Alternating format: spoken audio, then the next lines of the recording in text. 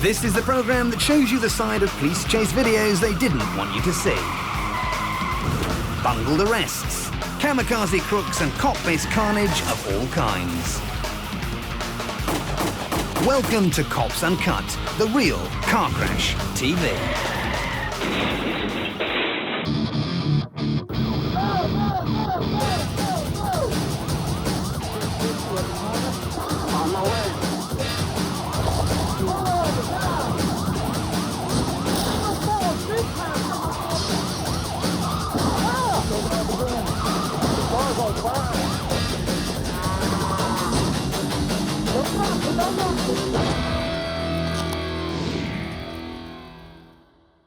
Coming up on Cops Uncut.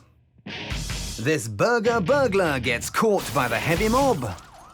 This boozer gets his trousers back to front. And this long-distance lorry driver has his trip cut short.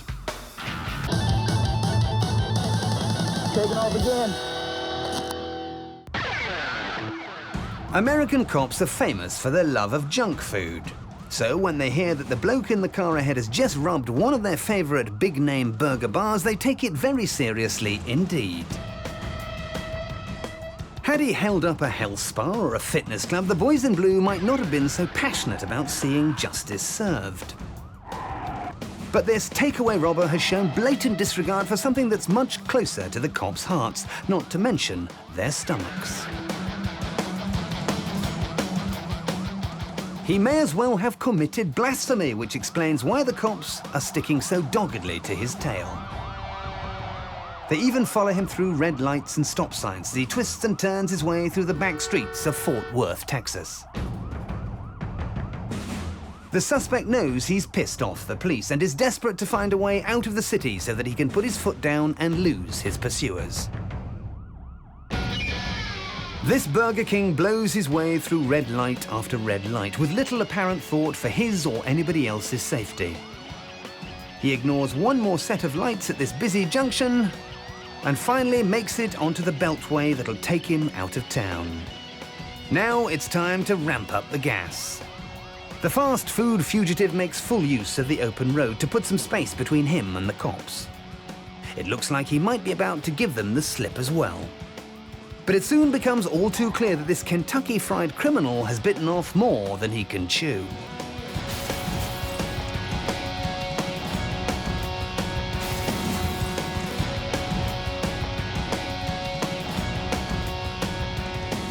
Thanks to his airbag, the accident isn't fatal. Before he can wreak any more havoc, the Texan troopers take him into custody. And to help them close the case, they send for their biggest fast food expert to see if he can get to the bottom of things.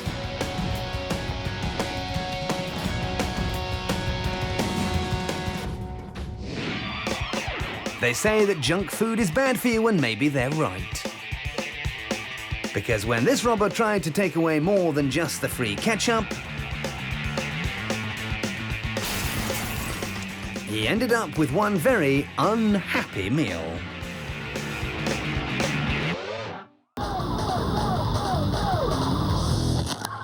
Still to come in part 1. This guy gets his knickers in a twist, and this trucker takes a trip to the penitentiary. Drunk test dummies. If you're up to the eyeballs in hooch, it's fairly easy to get things the wrong way round. Take the drunk test dummy up in the car ahead, for example, one Mark Dyke from Columbus, Ohio. Mark has had such a skinful that he can't remember whether he's supposed to drive on the left or on the right. What are you doing? Narrowly avoiding a collision, he eventually settles for the hard shoulder. It seems he's just sober enough to realize what the flashing lights behind him mean. It's time for this guy to face the music. How you doing? Okay. I just need to see your license, registration, also your insurance card. Before he was swerving all over the road. Oh, I just want to get home. But now he's slurring all over a traffic cop. The officer realizes that it's time to come at this from a slightly different angle. Why don't you go ahead and shut your car off for me? Okay. And don't worry about the insurance card and the registration. I wanted you to step on out and explain to you why I got you stopped. Sure. Where are you coming from tonight? I'm going to work. Going to work? Yeah. Where you work at? I don't know. You don't know? Yeah, well, I'm on my way. All right, let's come on back over here, okay? Yeah. Poor Mark doesn't seem to know whether he's coming or going. Let's come on over here. I don't want you out on the road, all right? He's wheeled over to the trooper's cruiser for the drunk test, but it's pretty obvious before he even starts Got your pants on backwards, Mark? that Mark is unlikely to do well. No. You got the rear and the front. It's been a long day. How many hours you work today? 150 hours. His trousers clearly aren't the only thing he's got back to front. But regardless of how little sense he's making, it's time for the test itself. And if Mark can't do a simple thing like put his clothes on properly, then there's little hope of him coping with complicated instructions like these. Now, when I tell you to begin, only when I tell you to begin, what you're going to do is you're going to take 9 heel-to-toe steps forward on this All white right. line. You go ahead and begin. 1, 2, 3, 4. Sure enough, he's looking distinctly wobbly. Huh? You want to go ahead and finish? How many? Now, to you or I, it might seem fairly unnecessary to carry on with the testing at this point. But these officers seem intent on seeing it through to the bitter end. Perhaps they're just being thorough. Or perhaps they just enjoy watching a man with his trousers on backwards stumbling around all over the road.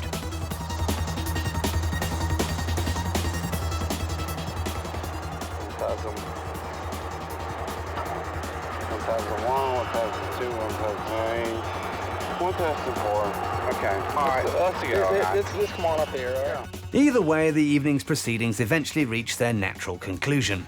And while this fellow's dress sense might have been a little unpredictable, Right now, I'm going to place you under arrest for OVI. the results of his test aren't entirely unexpected.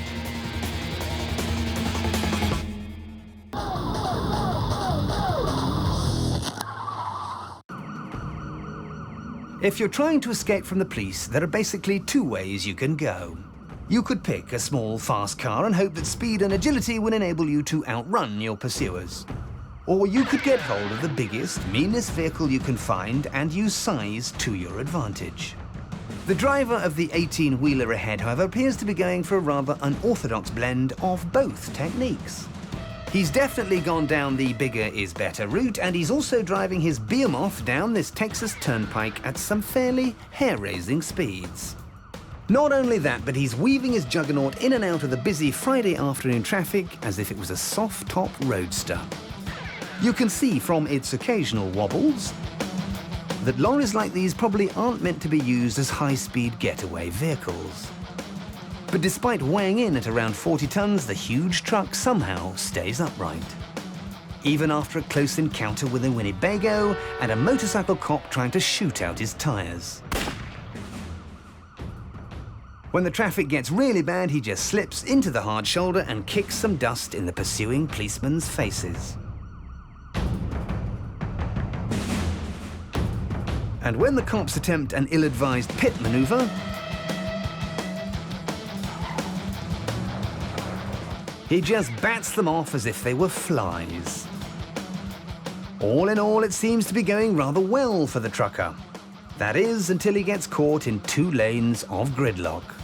But here's where that size advantage comes in handy. Because if you can't see a way around the people in front with a lorry this big, you can simply drive right through them. Having cleared himself a path, the chase is back on. And now this daring HGV hoodlum has got himself a big old convoy of highway patrolmen on his case. One of the cops takes a pop at a tire. But he's got 17 more where that came from and doesn't seem to be particularly fazed.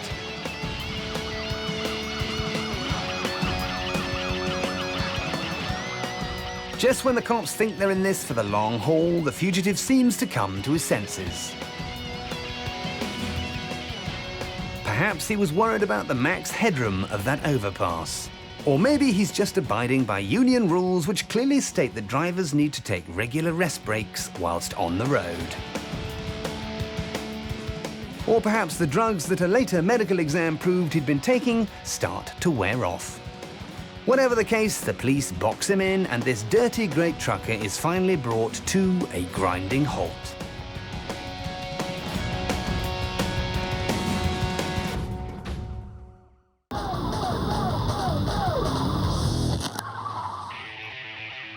It's the height of summer in the deep south. Through this Mississippi cop's bug-encrusted windscreen, we can just about see the teenage terror ahead, swerving his car wildly across the road. Perhaps the humid weather has brought out this kid's bad side. Or perhaps the high pollen count has brought on his hay fever. Either way, he was reported to the police for trying to buy antihistamines at a nearby chemist. Hardly a crime, you say? Well, probably not under normal circumstances, but the particular pills this youthful fellow was trying to purchase include the active agent pseudoephedrine hydrochloride, which just happens to be one of the key ingredients of crystal meth. Judging by this bad boy's driving, either his sinuses really are bad or he's hopped up on his own homebrew meds. Whichever way you look at it, he's clearly speeding his socks off. Near misses like these are unmistakable symptoms of live fast, die young. And from his refusal to drive on the right side of the road, it's obvious that this kid was born on the wrong side of the tracks.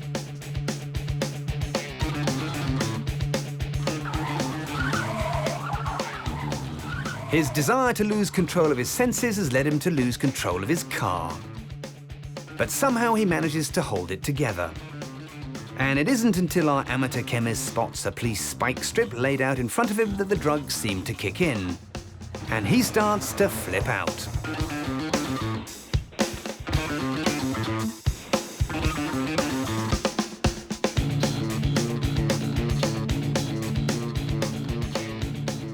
Before the dust has had a chance to settle, this trooper approaches with gun outstretched.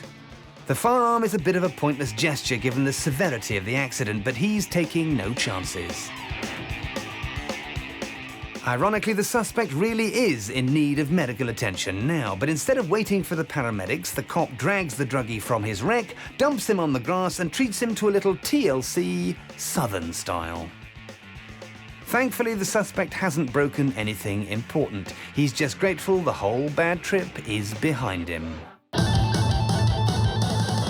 Taking off again. Still to come in part 2. These hippie-hating cops learn to smoke the pipe of peace.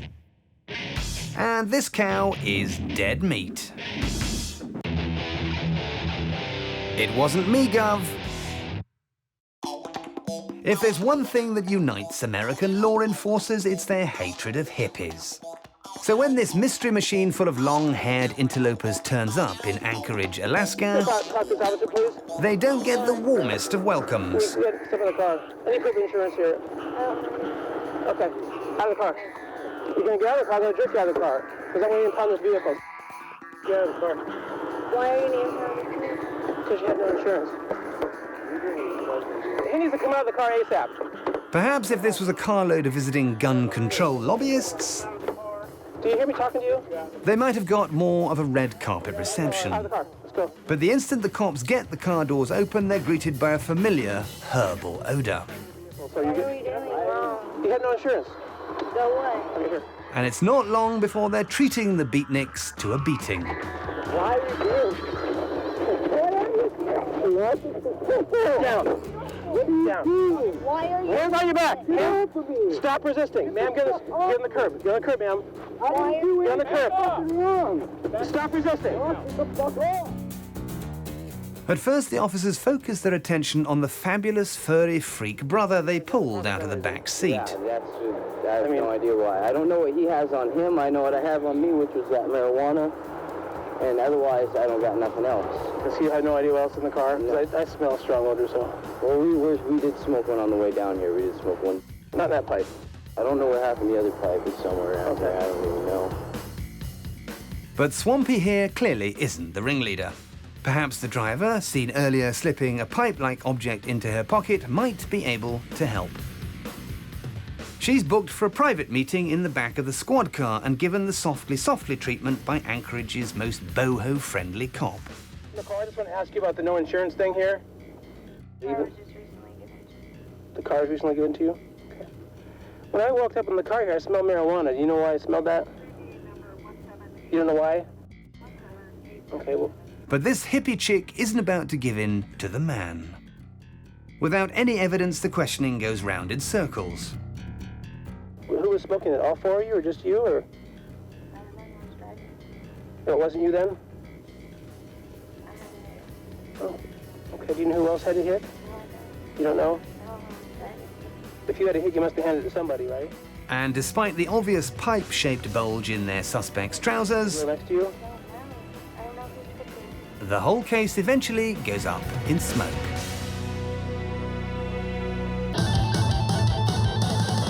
Taking off again. Some films like to mix up their genres to keep you on your toes, like this late-night screening from the Florida PD. It starts off like a road movie, but when things move to the grass verge, it all goes a bit creepy. Driver, step out of the vehicle. Put your hands out the window. Driver, roll your window down and exit the vehicle. Tap your brake lights if you can hear me. Tap once for yes and twice for no. And if that wasn't spooky enough for you, then watch as this trooper does his best impersonation of the girl from the Ring movies.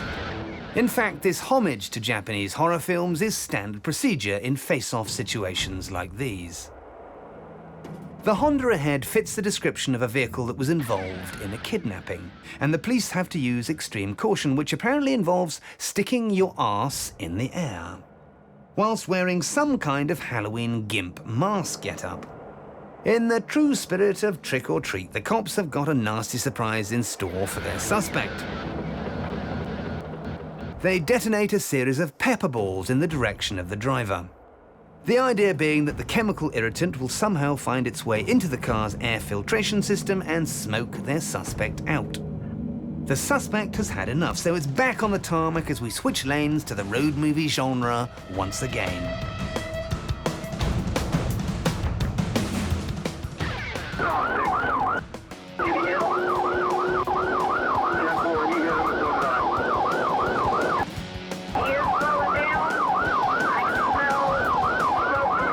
The chase is brought to a stop, and it's time to find out who's inside the car.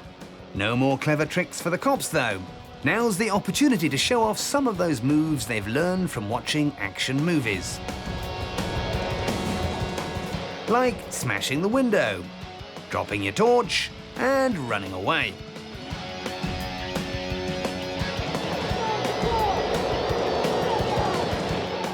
But when they finally get a good look at their suspect, they're rather surprised by what they see, because the driver isn't the monster they were expecting at all. In fact, she's a woman.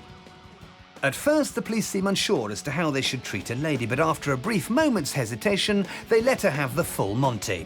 I got the subject secure, pepper sprayed and tased. In the end, this drive-in movie had something for everyone. The woman in the car thought she was Thelma and Louise. But the cops managed to turn it into a horror flick with some disturbing scenes of a graphic nature. And before it was time to go home, the police even threw a spot of slapstick comedy into the mix.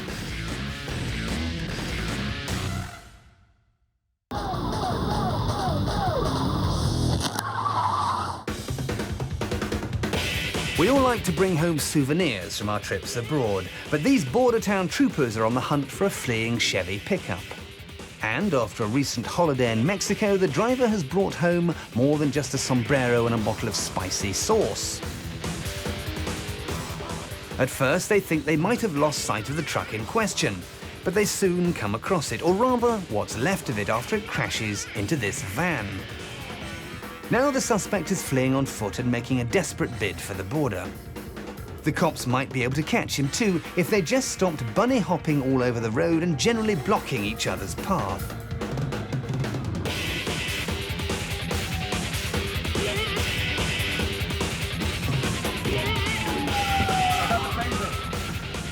stun guns at the ready, the cops close in on their quarry, but the border's just a few feet away now.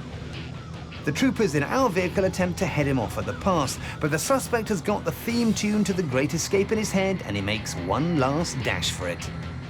Unfortunately for him, he's more Steve McQueen than James Coburn and is snagged at the gates just off camera. With the suspect safely in custody, it's time to head back to the scene of the earlier wreck. The cops aren't unduly surprised to find an entire plantation's worth of pot in the pickup. Because there are two sorts of things that get smuggled over the border, and this Chevy is no people carrier.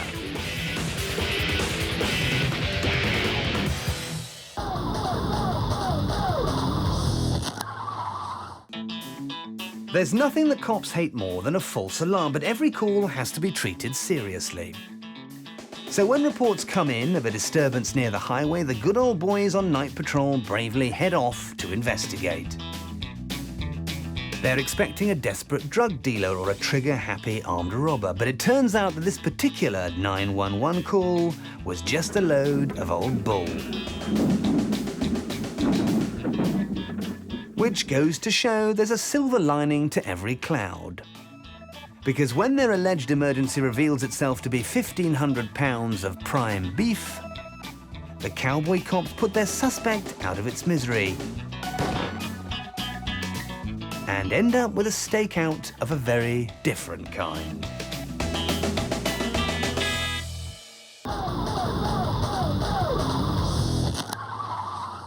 So what have we learnt today on Cops Uncut?